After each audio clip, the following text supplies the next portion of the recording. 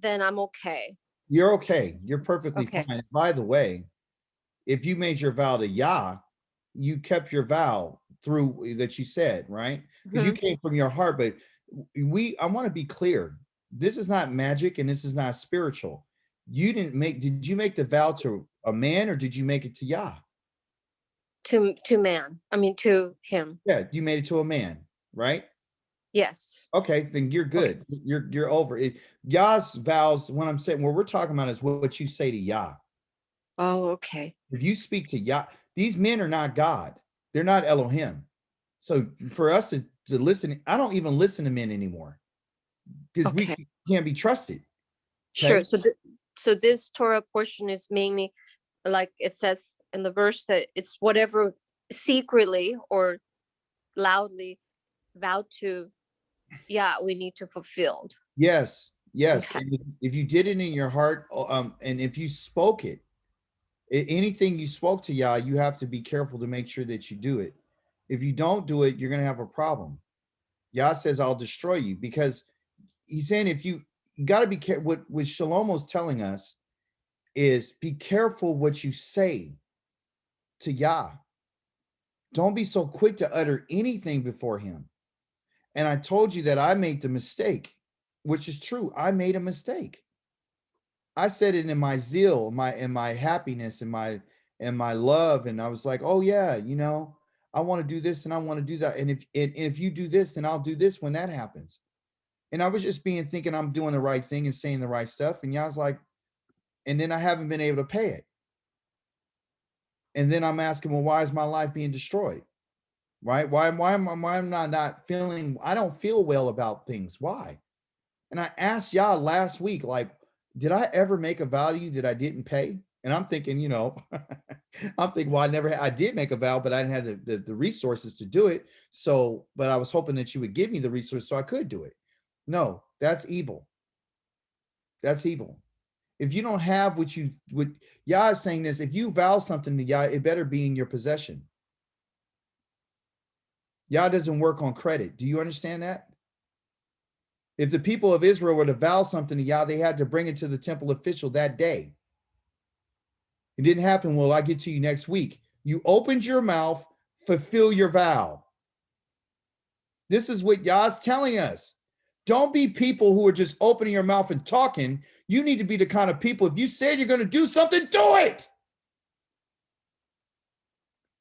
What vow did Israel make to Yah? They said, everything you said we will do. And they never did it. That's an evil person. To say something and not really mean you're going to do it. He's trying to get us to understand your words are very powerful. Yah takes what you say 100%. You can't say I made a mistake. I didn't know what I was saying. I got excited. I don't care about you being excited. You said you was going to pay it. Pay it. You go pay what you owe. You said you go do it. Do it. You're going to keep what you said. I'm going to hold you to what you said. That's why we need to be careful. Are you guys following what I'm saying? I know it's a tough teaching, but it's the truth. Yes. But isn't even, I mean, it's pretty serious, and so we have to really careful, or at least for me, to make a commitment to but also if we make a vow or commitment to another human or a person, we should follow that commitment to them. Follow that commitment as well. Absolutely. So in our country, the verbal is a contract, is what I was told. Yes, it is.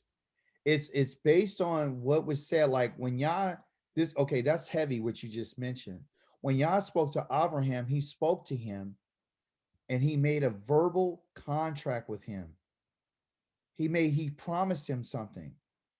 Yah is always telling us that I am your Elohim and I keep my promises. because I'm that Elohim and you're in a relationship with me, you're going to have to keep your promises. You follow?